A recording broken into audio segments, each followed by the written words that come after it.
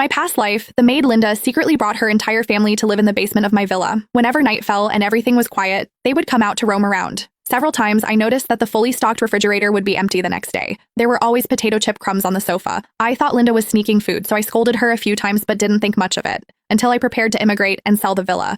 The maid's son snuck into my bed, strangled me to death, and threw me in the basement. The whole family even forged my suicide note and seized my villa. When I opened my eyes again, I had been reborn 3 days before I was strangled.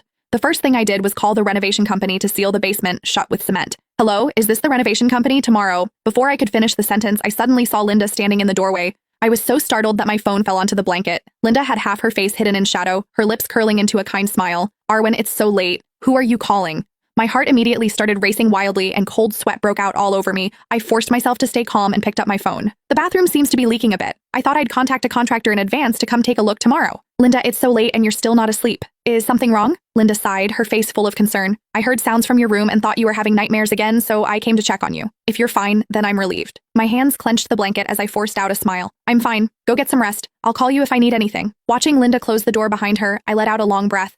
With trembling hands, I unlocked the screen and was about to press 911 to call the police when the door was pushed open again. I quickly flipped my phone face down on my leg, nearly scared out of my wits. Linda walked back in carrying a glass of milk, smiling warmly.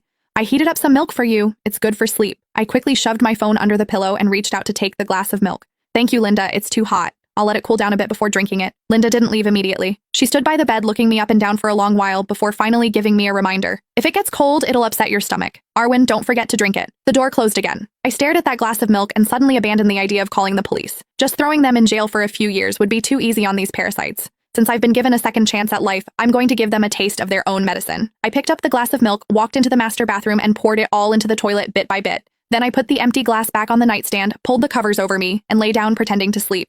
About 10 minutes later, Linda crept over to the nightstand. She picked up the empty glass, looked at it, and only then left satisfied, closing the door behind her. After confirming she had completely let down her guard, I carefully lifted the covers and tiptoed out of the master bedroom. Like a gecko, I lay flat at the railing of the second-floor staircase, holding my breath as I looked down. I saw Linda walk skillfully to the first floor, pull out a key, and open the basement door. Immediately after, 3 men and 2 women crawled out from inside like rats. They were Linda's husband, her brother, and Jason Lee, the one who strangled me in my past life. The other 2 women were her mother-in-law and her high school daughter. I covered my mouth, terrified of making even the slightest sound. In my past life, Linda had told me with tears running down her face that she had a whole family to support. I felt sorry for her and paid her double what other maids earned outside. At the time, she even brought her whole family, carrying a basket of eggs to my door to kneel and thank me. It turned out that gratitude meant scouting the place in advance so the whole family could take over my nest like cuckoo birds.